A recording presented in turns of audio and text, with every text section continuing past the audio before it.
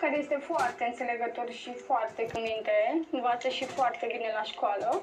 Mădălin de 7 anișori, mijlociu, care este în clasa 0, și Alexandru de 3 ani și jumătate, care este cel mai mic și cel mai răsfățat.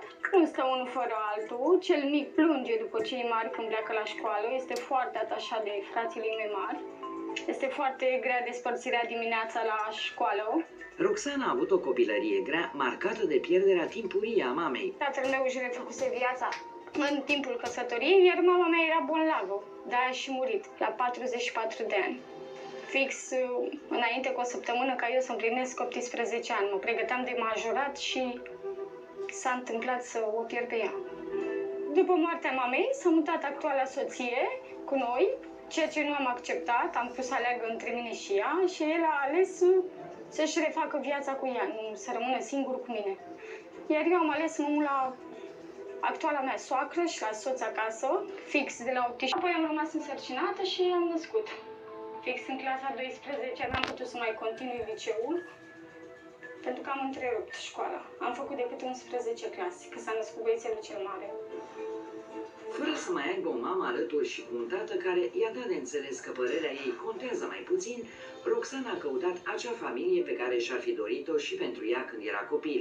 Când l-am cunoscut pe Gabriel, da, eram foarte fericită și mi-a plăcut foarte mult modelul lor de familie, de frați, de... Asta mi-am și dorit, o familie care să-mi placă și să mă înțeleg. Și degeaba mă înțeleg el dacă cu socrii sau cu familia... Iar de curând i-a dus la țară. Am stat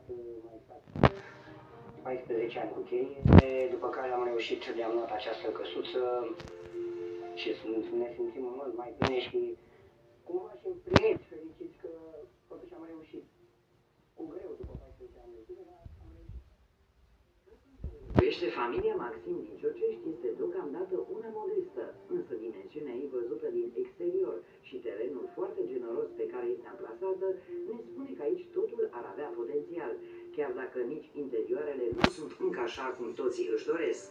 Următorul pas care ar fi să...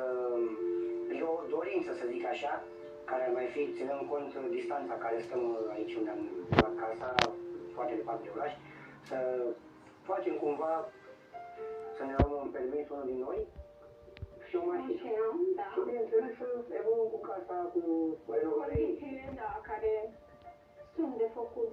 În rest, consider că până la acest moment e mai mult decât bine. Cu 3 copii și relativ departe de vreun oraș cu potențial mai mare economic, Roxana este